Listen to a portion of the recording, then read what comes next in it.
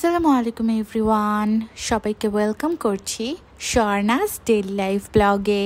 তো আজ আপনাদের জন্য আরও একটি নিউ ব্লগ নিয়ে চলে এসেছি। এটা হচ্ছে আমার ফ্রেন্ডের বাসা। তো ওর বাসায় আজকে ইনভিটেশন ছিল, আমরা সবাই মিলে জুয়ের বাসায় চলে গিয়েছিলাম।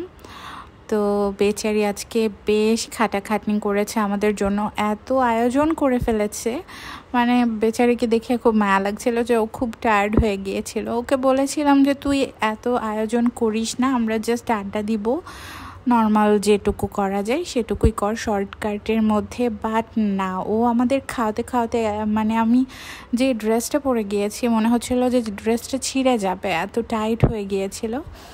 তো বেশ অনেক বছর পর, বলতে গেলে আমরা পরপর 2 সপ্তাহ টানা, মানে 1 সপ্তাহ পরপর মিট করছি, আর সবাই একসাথে হতে পারছি 2 বারই মিটে।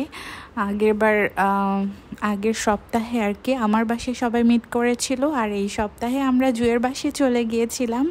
তো আজকেও আলহামদুলিল্লাহ আমরা 7 জনই অ্যাটেন্ড করতে পেরেছি। আগের বারও আফরিন সবার শেষে আমাদের সাথে অ্যাড হয়েছিল, আর এবারও একই, বেচারি অফিস করে সময় দিতে পারেনি। আর জুই রেডি হচ্ছিল, স্বাভাবিকভাবেই ও আজকে অনেক টায়ার্ড, কারণ এত কষ্ট করে বেচারি রান্না বান্না করে এত আয়োজন করেছে, একের পর এক শুধু খাওয়াচ্ছিলই। আর স্বাভাবিক ছোট একটা বেবি রেখে এতগুলো মানুষের জন্য প্রিপারেশনস নেওয়া, এত কিছু রান্না বান্না করা একটু কষ্টকর। বাট তারপরেও দেখা গেছে যে সব ফ্রেন্ডরা একসাথে হলে এত ভালো লাগে। গল্প করতে করতে কিভাবে যে দিন থেকে রাত হয়ে যায় টেরই পাই না।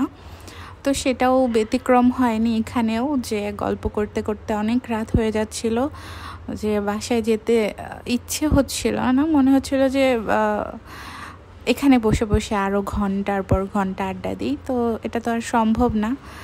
আগে যখন আমরা উইন্টার আসতো তখন নিসার বাসায় আমরা রাতের বেলা বারবিকিউ করতাম, 1 নাইট স্টে করতাম, সারা রাত আমরা এত গল্প করতাম, এত মজা হতো।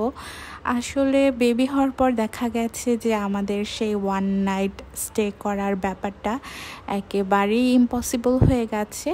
এখন চাইলেও আমরা সবাই মিলে সেই মেমোরেবল মুহূর্তগুলো কাটাতে পারবো না। তো যাই হোক, যেভাবেই কাটাচ্ছি আলহামদুলিল্লাহ, যে এত ব্যস্ততার মাঝেও সবাই সময় বের করে একসাথে কিছুটা সময়ের জন্য হলেও মিট করতে পারছি। আর দেখা গেছে যে সবার সাথে আড্ডা দিলে অনেক বেশি মাইন্ডটা রিফ্রেশ হয়, অনেক হালকা লাগে, মনে হয় যে 80% স্ট্রেস ফ্রি হয়ে বাসায় ফেরত আসি। তো ধন্যবাদ সবাইকে, সবাই প্লিজ আমাকে এভাবেই সাপোর্ট করে যাবেন।